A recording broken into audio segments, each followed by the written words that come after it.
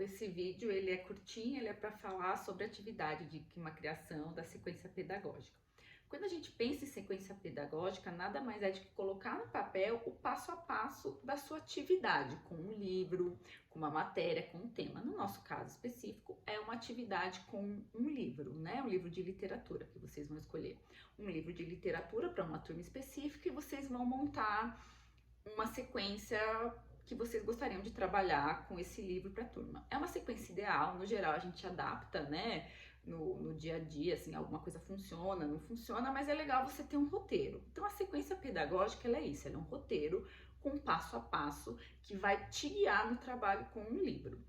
Quando você recebe um material didático, um livro didático, essa sequência pedagógica ela vem explicada para você, né? Na maioria das vezes você tem uma equipe editorial de especialistas que eles estão com acesso à BNCC, ao que tá, as metodologias mais recentes do mercado, e eles pensam para ajudar o professor nesse trabalho de sala de aula. Aqui vocês vão pensar num trabalho que vocês gostariam de fazer.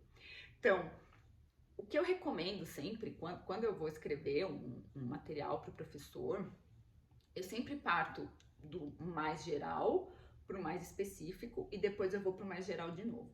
E eu penso em 3 momentos para o trabalho com literatura: a pré-leitura, a leitura e a pós-leitura. E esses momentos eles têm sido exigidos pelos programas de governo e editais para quem escreve material e para inscrever livro de literatura. Então, são momentos que estão sendo adotados já naturalmente pelos editais governamentais. Na pré-leitura, no geral, a gente pensa em um trabalho. Se não for com a educação infantil é um trabalho mais simples. Geralmente a gente faz um roteiro sobre a leitura, como vai ser a leitura, como vai ser a introdução da leitura, mas a partir do primeiro ano até o ensino médio dá para sim pensar nesses 3 momentos. Pensar sempre no trabalho geral, né? Se o tema fala de bicho preguiça, sugerir um trabalho de introdução, né? O primeiro passo seria apresentar o que é um bicho preguiça. Nem toda criança sabe, né? Se for educação infantil ou se for uma temática juvenil, sugerir alguma notícia, né? Alguma leitura para introdução e debate do tema. Apresentar o livro, tipo numa educação infantil, deixar eles educação infantil, primeiro e segundo ano, deixar eles manusearem os livros, né? Terceiro, quarto ano também, ainda estão aprendendo a manusear, né? Certinho, apresentar um título, nome do autor, editora, paginação, para eles se familiarizarem com as ilustrações. A partir do 6º ano, 5º ano, né, que já estão lendo bem, já estão entendendo bem os textos, começar a ler texto de quarta capa, né, que é aquele texto que vem aqui, ó, esse texto de quarta capa, lerem às vezes uma biografia do autor, então isso é importante. Na leitura, você vai propor que atividade você vai lá, você vai fazer uma leitura mediada. Então fala que eu vou fazer uma leitura mediada, vou apresentar essas questões para os alunos durante a leitura mediada.